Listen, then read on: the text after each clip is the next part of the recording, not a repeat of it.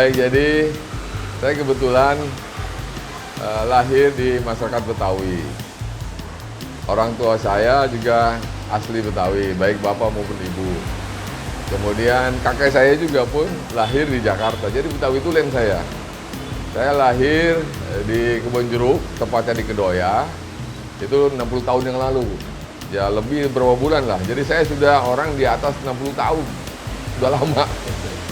Alhamdulillah saat ini saya dipercaya, diamanatkan untuk memegang PMI Provinsi DKI Jakarta, Palang Merah Indonesia Provinsi DKI Jakarta sebagai ketua.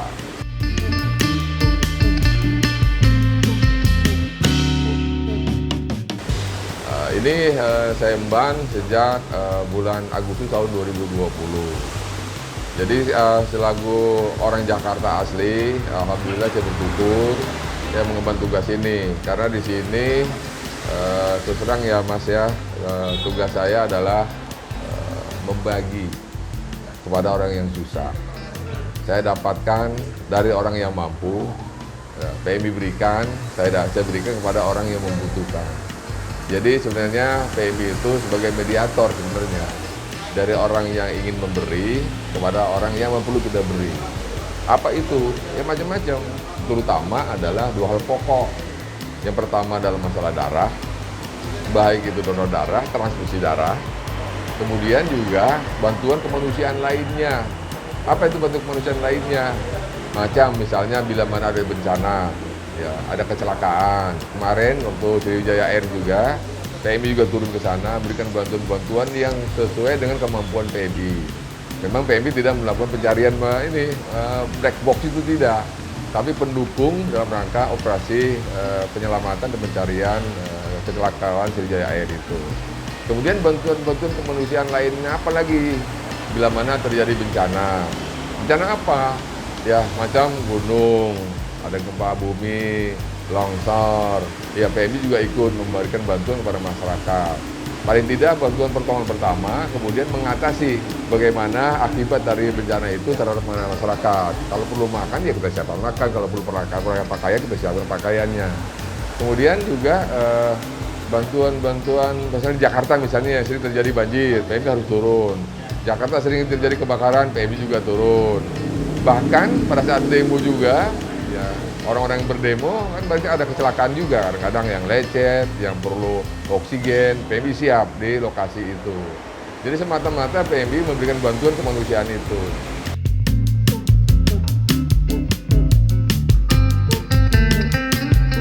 Alhamdulillah di usia saya 60 tahun lebih ini, saya dipercaya untuk mengurusi hal seperti ini, saya bersyukur sekali. Memang latar belakang saya bukan dokter, bukan ahli kesehatan. Saya latar belakang saya birokrat. Saya mulai dari PNS di Pemda DKI Jakarta, mulai dari kantor kelurahan saya. Bahkan tahun 81 itu saya masuk sebagai karyawan magang, belum diangkat tahun 81 di Kelurahan Rawabuaya. Kemudian begitu ada kesempatan untuk tes PNS DKI Jakarta pada tahun 81 itu akhir, saya ikut tes. Dan alhamdulillah saya lulus dan diangkat tahun 83. 83 ini masih di Kelurahan Rawabuaya. Kemudian ya sepanjang kurang lebih 39 tahun perjalanan karir saya mengakhirinya juga di Jakarta Barat, yaitu sebagai Wali Kota Jakarta Barat. Terakhir saya pensiun 1 September tahun 2020. Nah, di tengah-tengahnya apa? Mulai dari staf kelurahan, kepala seksi di kelurahan, Cengkareng Timur waktu itu. Kemudian saya pindah ke kantor wali kota sebagai staf di sekretariat kantor wali kota Jakarta Barat. Di kantor wali kota Jakarta Barat terakhir sebagai kepala subbagian di bagian pemerintahan. Itu lama itu Mas, kurang lebih ada 6 tahun lah. Kepala subbagian Kasubag. 6 tahun Kasubag, kemudian dipercayakan oleh Pak Wali Kota pada saat itu, Pak Sarimun Adi Saputra. Saya ditugaskan di Kecamatan Kembangan sebagai sekretaris kecamatan, Sekcam kalau singkatannya. Di Kembangan itu kurang lebih 1 tahun kurang. Kemudian saya ditugaskan sebagai wakil camat Taman Sari. tahun 2004 itu. Kemudian tahun 2005 saya ditugaskan camat Grogol Petamburan. Nah, setelah Grogol Petamburan selama 2 tahun dikembalikan lagi di Taman Sari sebagai camat Taman Sari 2007 sampai 2010. Setelah itu 2011 awal saya ditugaskan sebagai asisten pemerintahan Sekretariat Kota Jakarta Barat. Nah, tidak lama, kira-kira 1 tahun lebih, saya ditugasi sebagai Sekretaris Kota Jakarta Barat itu tahun 2012. Nah, kemudian tahun 2013 saya ditugaskan di Jakarta Selatan sebagai Wakil Wali Kota Jakarta Selatan. Tidak lama di sana, kurang lebih 8 bulan di Jakarta Selatan. Nah, kemudian ditugaskan di Jakarta Pusat. Jakarta Pusat sama, posisinya Wakil Wali Kota Jakarta Pusat, kurang lebih 10 bulan.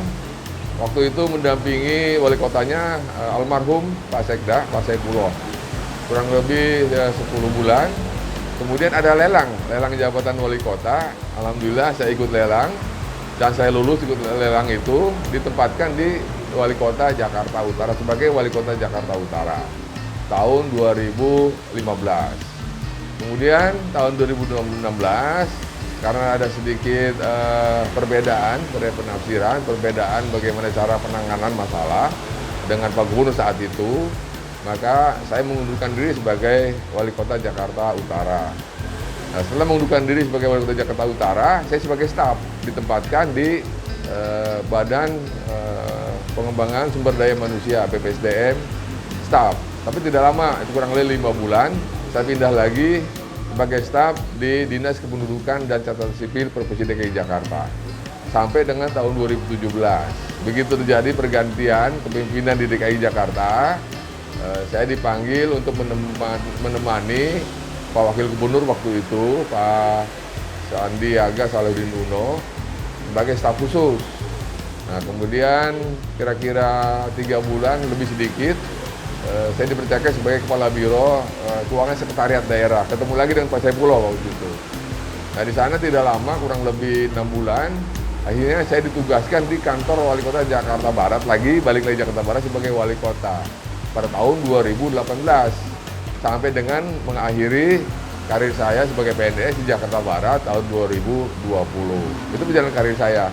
Saya bersyukur sebagai orang Jakarta asli, lahir di Jakarta, keluarga Jakarta, aslinya suku Betawi, ditugaskan untuk sedikit berperan untuk membantu pemerintah DKI Jakarta menjalankan pekerjaan-pekerjaan di DKI Jakarta. Dan setelah saya pensiun tanggal 1 September 2020, saya ditugaskan sebagai Ketua PMI Provinsi DKI Jakarta. Itu seperti itu sebenarnya perjalanan karir saya.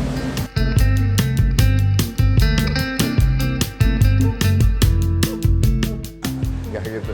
Kebetulan ada kesempatan, orang Betawi dikasih kesempatan untuk berkiprah, membantu membenahi kotanya, membantu bekerja untuk kotanya. Ya alhamdulillah saya laksanakan dengan baik. Ya tentu saja tidak banyak yang saya lakukan, tapi alhamdulillah ada sedikit sumbangsi saya sebagai orang asli Betawi terhadap kota Jakarta.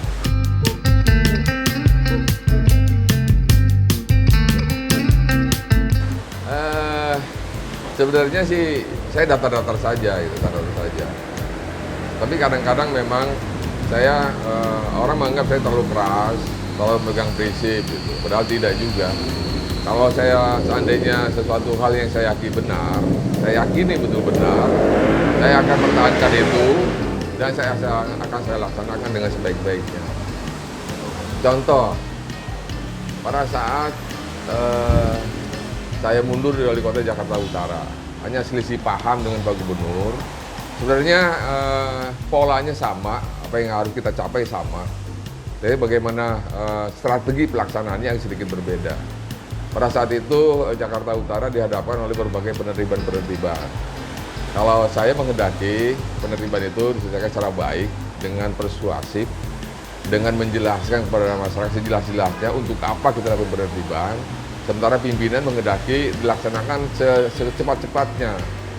Soal urusan itu selesaikan belakangan. Nah ini saya bilang tidak Pak, selesaikan dulu di depan, sehingga di belakang itu nggak ada masalah. Tapi pimpinan bilang tidak, selesaikan eksekusi sekarang, urusan nanti kita selesaikan belakangan. Nah, di sini perbedaannya. Akhirnya daripada ya terus konflik seperti itu dengan pimpinan kan tidak baik. Ya saya mengalah karena tidak cocok dengan konsep saya. Ya sudah, saya mundurkan diri. Itu pada saat itu yang benar-benar paling berkesan buat saya. Ya saya nikmati saja. Saya pikir nggak ada masalah gitu. Karena buat saya kan ini kan tugas, pengabdian. Dan yang lakukan saya, sepanjang saya yakini itu benar, yang baik saya lakukan. Kalau tidak sesuai, saya tidak lakukan. Nah, kalau tidak bisa bekerja sama, ya sudah, saya mengundurkan diri daripada konflik terus gitu. Pada saat itu, nah, itu kan menarik, tapi saya enjoy saja, alhamdulillah. Dan rupanya ya, takdir menentukan lain. Setelah itu saya ditugaskan kembali, ya, bahkan sampai dengan sama posisinya wali kota juga di Jakarta Barat memang. Itu saja barangkali yang terkesan buat saya.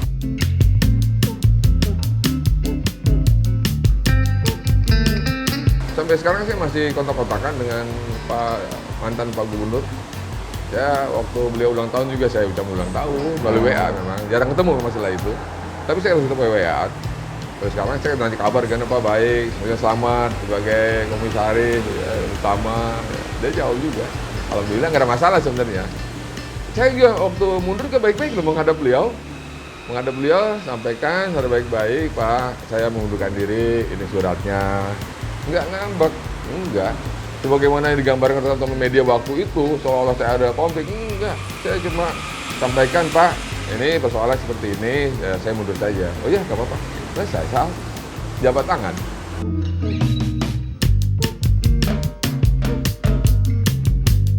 Oh ya sudah, Pak Gubernur cuma ya sedikit saja. Oh kamu mundur ya, ya sudah. Ya, cuma gitu aja. Dan nggak ada masalah, iya. Artinya nggak ada pertengkaran, nggak ada apa gitu. Jadi kalau itu luar orang cerita ada cekcok, nggak ada cekcok. Cuma memang tidak sesuai dalam rangka pelaksanaan dari konsep pelaksanaan penertiban. Saya mengendaki selesaikan secara baik-baik, jelaskan secara baik-baik, cari jalan keluarnya dahulu, baru laksanakan eksekusi. Dan memang agak lamban, tetapi di ujungnya nanti di akhirnya akan beres. Nah ini tidak cepat, pokoknya cepat sih, saya pahami itu. Tapi di sana kita menyelesaikan urusan gitu. Itu saja sebenarnya.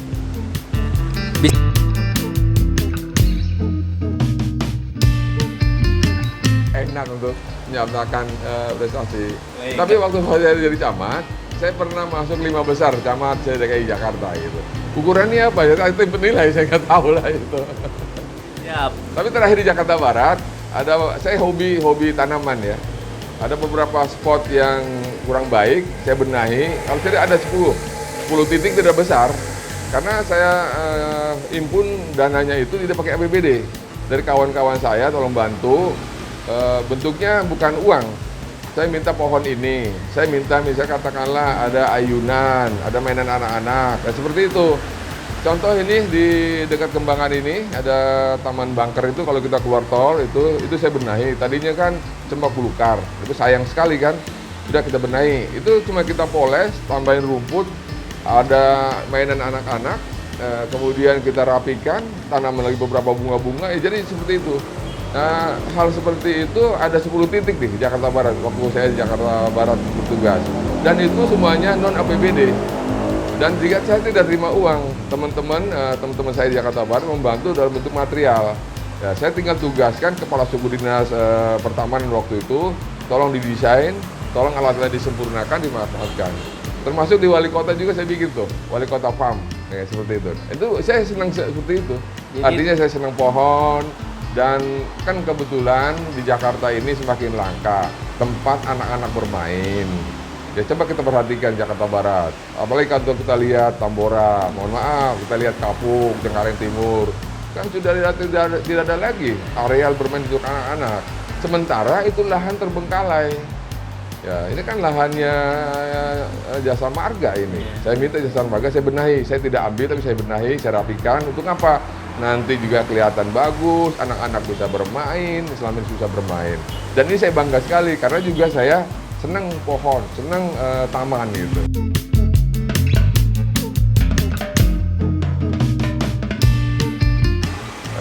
Jadi SD saya itu di Gedoya, Waktu itu kan belum ada Kedoya 01, 02, 03, hanya SD negeri Kedoya, satu-satunya di Kedoya negeri. Jarak rumah saya ke sekolah itu, ke SD itu, kurang lebih 6 kilometer. Saya jalan kaki bolak-balik dan biasa gitu. Setelah itu, saya ke SMP 75 Kebonjeruk. Jarak rumah saya ke SMP 75 Kebonjeruk itu kurang lebih sekitar 10 kilometer. Nah, pada saat kelas 1, jalan kaki itu. Pagi-pagi setelah sholat subuh, berangkat ke sekolah, jalan kaki ke 10 km. Nah, kelas 2 baru saya beli sepeda. Nah, disitulah mulai saya hobi sepeda sebenarnya. Kelas 2, kelas 3 saya sepeda SMP. Keluar SMP saya masuk SMA 33, Cengkareng. Nah, itu saya sudah dibelikan oleh orang tua sepeda motor, pakai sepeda motor ke SMA.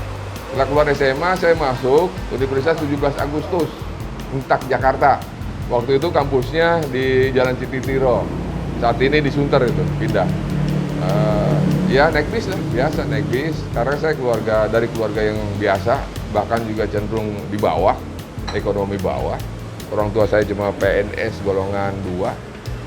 Kemudian ibu, kemudian bapak itu cuma ya pedagang biasa. Jadi segi ekonomi keluarga saya ada 8, kakak saya 1, adik saya ada 6, jadi 8 keluarga saya yang itu harus dibiayai oleh orang tua. Alhamdulillah dengan ekonomi seperti itu saya bisa melanjutkan sekolah.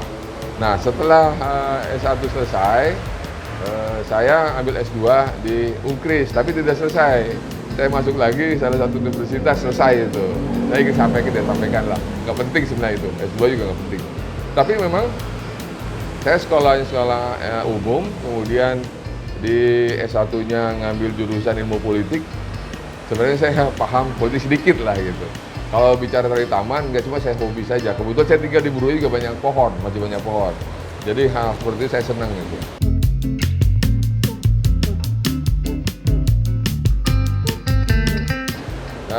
Ada hobi saya, sebenarnya hobi saya olahraga. Jadi waktu saya kecil, saya malah aktif main sepak bola.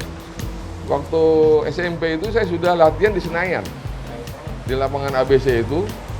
Klub saya Setia waktu itu, klub Setia. Salah satu anggota Persija pusat waktu itu. Saya latihan di sana. Kemudian sampai dulu namanya Remaja Taruna. Ada kompetisi remtar waktu itu antar wilayah. Alhamdulillah saya juga aktif di situ. Cuma tidak sampai ke Persija lah. Karena saya pernah cedera juga waktu membela tim SMA. Karena SMA saya dulu SMA 33 juara sepak bola se-DKI Jakarta untuk kategori SMA. Nah, saya main di sekolah saya itu. Coba pada saat satu pertandingan saya cedera di situ dan kaki saya tidak normal lagi. Artinya biasanya saya bisa lari cepat, saya tidak bisa lari cepat lagi dan mudah cedera lagi. Akhirnya setelah itu ya sudah saya main di klub-klub Jakarta Barat saja, plus Liga Mahasiswa. Liga Mahasiswa saya main terus tuh. Cuma ya nggak pernah menang lawan Perbanas sama lawan UNJ jago. Rahmat Darmawan itu. Wah, hebat dia main. Karena anak-anak Perbanas itu kan anak PSIS Garuda. Satu tim masuk ke Perbanas. Jadi juara terus tuh Perbanas. Sampai sekarang masih ada teman saya kalau ketemu. Dan saya pernah bertanding sama Rahmat Darmawan waktu Rahmat Darmawan di UNJ. Ya, kan anak Lampung gitu kan. Saya tidak terlalu yakin dengan Rahmat itu. Memang dia kan agak tinggi lah dan kulitnya agak hitam, agak dedak gitu sedikit badannya. Kalau tahu bilang dedak ya. Posturnya bagus lah gitu. Tapi saya nggak yakin ini anak Lampung bisa bermain. Oh, rupanya luar biasa tuh. Akhirnya dia pemain nasional tuh. Sekarang teman saya masih sering ketemu. Kemarin dia donor-donor tuh, Rahmat Darmawan. Alhamdulillah. Jadi saya sepak bola dan saya berhenti main sepak bola itu umur 33 tahun karena sudah nggak cocok lagi, sudah nggak pantas lagi, udah nggak kuat lagi main bola. Akhirnya saya main bulu tangkis. Itu sama Mas Prapto tadi tuh, teman tadi tuh. Di kampungnya itu, di Cengkareng, di Kosambi. Main bulu tangkis sampai umur 40. Nah setelah itu nggak kuat lagi main bulu tangkis, main sepeda lagi. Gitu.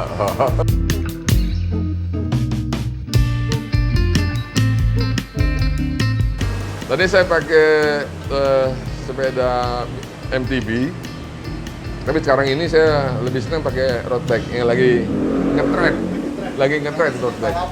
tapi yang murah kayak produksi dalam negeri, mahal itu luar negeri road bike.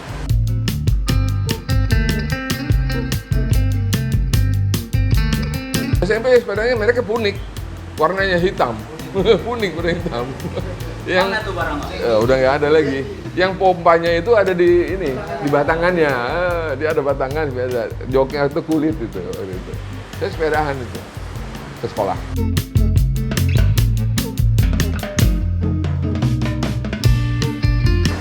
Ya, alhamdulillah. Ya insya Allah lah. Yang penting saya benar-benar pegang pesan orang tua. Karena saya kan masuk magang di kelurahan itu karena orang tua saya PNS kecamatan, kenal sama lurah. Karena orang tua saya lihat saya kerjaannya main bola terus, ya dititipkan saya di kelurahan, magang di kelurahan, kerja di kelurahan. Cuma pesan ibu waktu itu, mama saya panggil, kerja yang benar, jangan bikin malu orang tua. Itu saja yang saya pegang. Ya artinya kerja baik, ya ada norma-norma yang mana boleh, mana tidak boleh, ya yang boleh lakukan, yang tidak boleh jangan lakukan. Dan selaku PNS sadari bahwa nggak bisa kaya kita. Kalau mau kaya ya jangan jadi PNS. PNS sudah ada ukurannya, apa? Ya gajinya, ya remunerasinya, dari situ saja. Nanti kalau masih ikut main ke rumah saya, lihat saja lah, apa adanya seperti itu. Tapi saya bahagia, saya bilang, alhamdulillah. Anak saya kuliah semua, anak saya yang kedua S2, sekarang yang nomor 3 masih kuliah dan bisa saya bayar. Udah cukup buat saya gitu.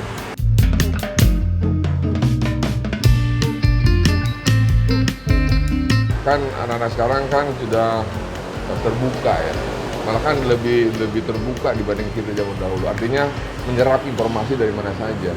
Dia tahu kok mana yang baik, dia tahu kok mana yang harus dia ambil. Silakan, cuma tinggal kita awasi, kita arahkan, oh jangan ke sana, ini masa depannya begini, harus ke sini. Tapi semuanya terpulang kepada anak-anak. Saya tidak pernah mengarahkan anak saya supaya jadi PNS, enggak, silakan saja. Bahkan anak saya yang nomor terakhir itu ya hobinya di musik, ya musik lah silakan saja, nggak apa-apa gitu. Anak saya pertama perempuan, nah, ya, selesai S1, kemudian sudah menikah, nah, ikut suaminya. Anak saya nomor 2, laki-laki, sudah menikah juga. Alhamdulillah S2-nya di IPB, S1 IPB, S2 SPIPB kan sudah kerja di salah satu perusahaan. Kemudian anak saya nomor 3 yang masih kuliah sekarang, jurusan musik tapi yang ini loh, yang dubbingnya itu apa namanya tuh, suara-suara itu saya nggak ngerti lah, tapi dia ngerti itu. Menggelar itu saya lihat, ya kalau dia hobi nggak masalah. Yang penting kita jangan lupa, sama saya sampaikan, benar, jangan lakukan yang tidak benar, ada aturan-aturannya, kemudian tetap beribadah, jangan lupakan salat. Itu saja.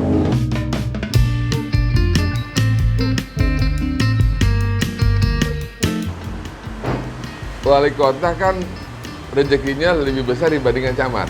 Camat rezekinya lebih besar dibandingkan lurah. Karena dari remunerasinya TKD-nya lebih besar wali kota, lebih besar camat dibandingkan lurah.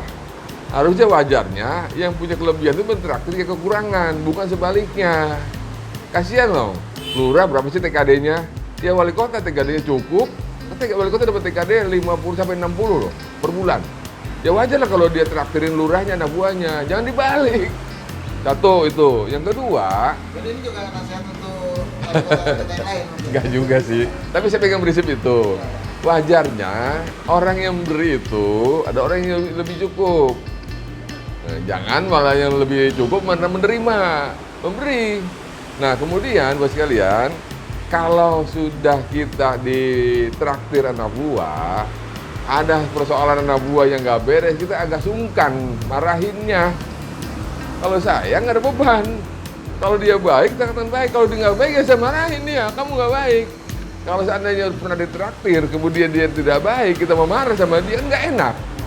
Bapak kemarin saya traktirin, sekarang gitu aja ngomel. Nggak ada gitu. Jadi banyak manfaatnya. Jadi memang logikanya, orang yang lebih mampu, ya memberikan kepada orang yang kurang mampu. Jangan dibalik, kasihan. Sekarang bayangkan, ini sebaliknya. Kalau lurah traktirin camat, camat traktirin wali kota, mereka dari mana duitnya? Gajinya lebih kecil. Nah, berarti kan nanti kalau terlalu sering, dia akan berupaya mencari di luar dari penerimaan dia yang resmi. Yang itu saya sebenarnya ingin saya capai.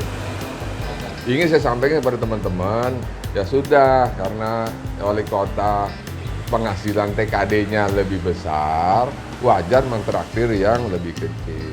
Gitu. Bukannya apa-apa, cuma itu aja. Yang kedua tadi itu, ngajarin juga gitu.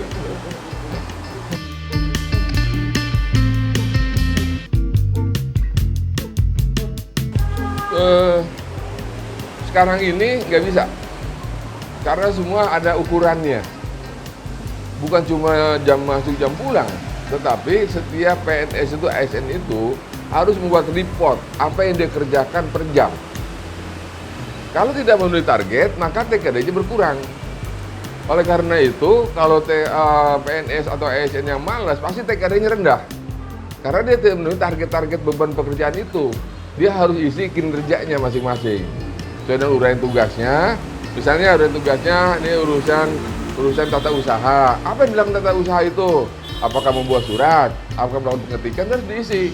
Kalau tidak diisinya, maka dia laporan kinerjanya akan kurang dan berpengaruh terhadap PKD-nya. Jadi sekarang ini saya pikir nggak ada lagi yang malas-malasan.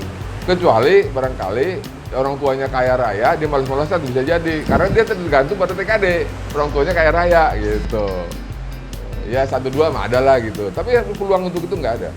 Justru semakin ada persaingan, masing-masing PNS itu, ASN itu bekerja sebanyak-banyaknya untuk mengejar TKD-nya gitu.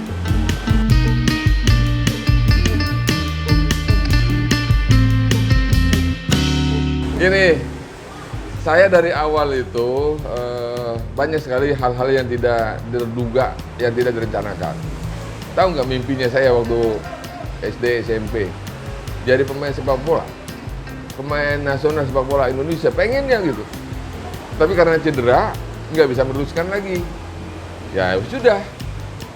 Saya waktu itu juga nggak mau disuruh kuliah, udahlah main bola aja. Sampai orang tua saya masuk ke kelurahan, magang. Akhirnya jadi PNS, yang tidak pernah saya mimpikan itu jadi PNS. Jadilah PNS sampai wali kota. Nah sekarang saya tidak pernah lagi mikirkan setelah pensiun jadi apa. Pak Gubernur pernah nyinggung, Pak Rustam kalau pensiun mau jadi apa? Ya ngurus cucu lah Pak. Udah waktunya saya istirahat. Oh enggak, ada tugas lain. Apa itu? Itu urus PMI. Jadi PMI nggak sengaja. Ya tanganilah itu PMI. Dan menarik di situ karena membantu orang yang kesulitan di situ. Berjiwa sosial yang membantu orang kesulitan. Dan saya nikmati itu. Ke depan bagaimana? Ya kita lihatnya nanti, saya juga belum tahu. Belum tahu. Dan rasanya kalau saya kan umur sekarang sudah 60. PMI itu 5 tahun sampai tahun 65. Ya umur 65 mau jadi apa sih? Ya sudah lah. Masa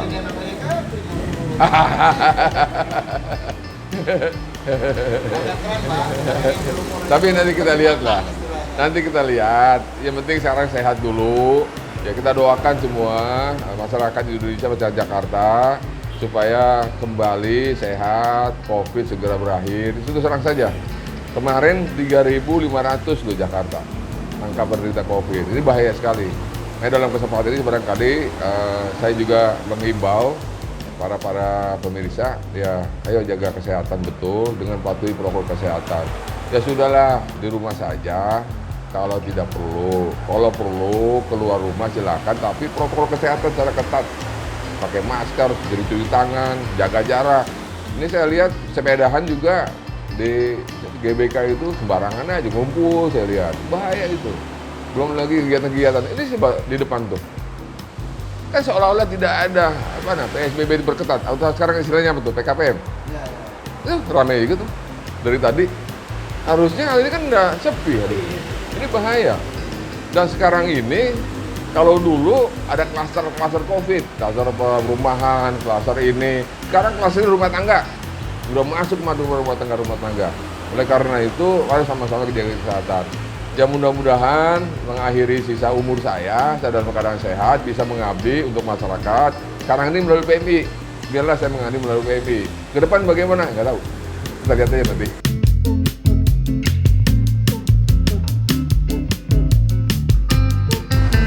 sejak COVID bulan Maret ya tahun itu ya. Bulan Maret 2020 di Jakarta.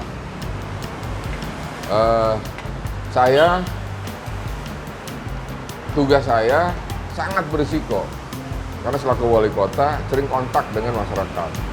Sekarang juga selaku ketua PMI sangat berisiko karena sering keluar untuk kontak mencari orang-orang berdonor.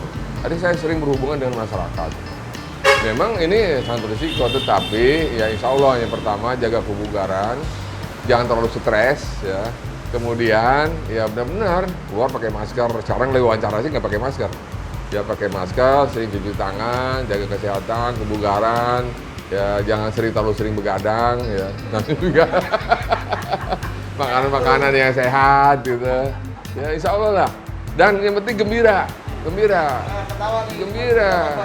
Jadi banyak teman, gembira, sering telepon, apa kabar? Wah ini, kalau hati kita senang maka penyakit insya Allah. Jangan lupa berdoa, beribadah. Oke, udah ya. Jangan lupa subscribe ya.